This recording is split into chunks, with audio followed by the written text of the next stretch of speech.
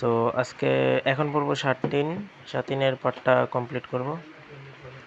তো সাটিন হচ্ছে যে আমরা টুইলে যেরকম দেখছিলাম যে টুইলে একটা ডায়াগোনাল একটা লাইন তৈরি হয়। তো টুইলে আমরা কি করতাম, টুইলে আমরা যখন নাকি নর্মাল আমরা যদি দেখি এই সাপোজ ওয়ান টু,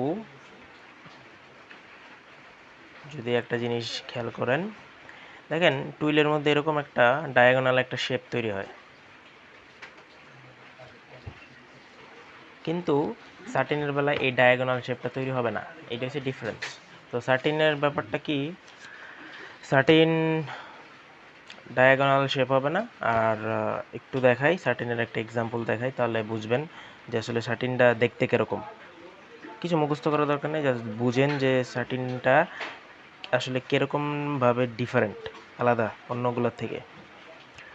তো আমি এই জায়গায় 4 করে ঘর করে নিলাম। প্রত্যেকবার যখন এক্সাম্পল দিই না, তখন এই 4 করে ঘর করে এক্সাম্পলটা দিলে ইজি হবে। সো এখানে রিপিটিং ইউনিট চিহ্ন দিলাম।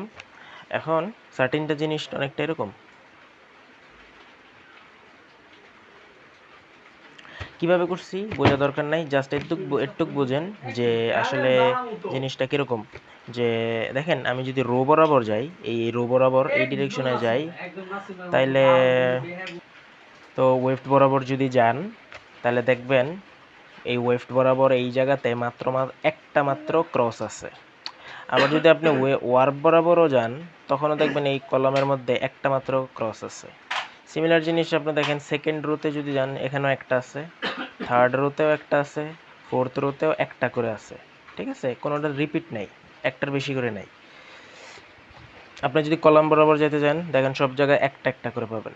এইটা হচ্ছে সার্টিনের ক্যারেক্টারিস্টিক্স, সার্টিনের বৈশিষ্ট্য। ঠিক আছে, এখন আরেকটা জিনিস দেখেন, এই জায়গাতে এরা কিন্তু ডায়াগোনাল লাইনের মধ্যে নাই। দেখেন এই আমি যদি এইভাবে যেতে চাই, এইটা আর এই প্রথম দুইটার সাথে যদি কম্পেয়ার করি, এইটা কিন্তু এরা কিন্তু ডায়াগোনাল লাইনে নাই। আবার এই দুইটা কিন্তু ডায়াগোনাল লাইনে নাই। এই দুইটা কিন্তু আবার ডায়াগোনাল লাইনে নাই। এই দুইটা আবার ডায়াগোনাল লাইনে নাই। ঠিক আছে, তার মানে কি, আমরা টুইলে যেরকম দেখতেছি পরপর ডায়াগোনাল একটা লাইন মেনটেন করছে, সার্টিনের মধ্যে এই জিনিসটা করে না। ঠিক আছে, এই হচ্ছে আমার সার্টিন। নেক্সটে সার্টিনের যে ক্লাসিফিকেশনগুলো আছে উইথ এক্সাম্পল কীভাবে আঁকতে হয় সেটা বিস্তর আলোচনা হবে।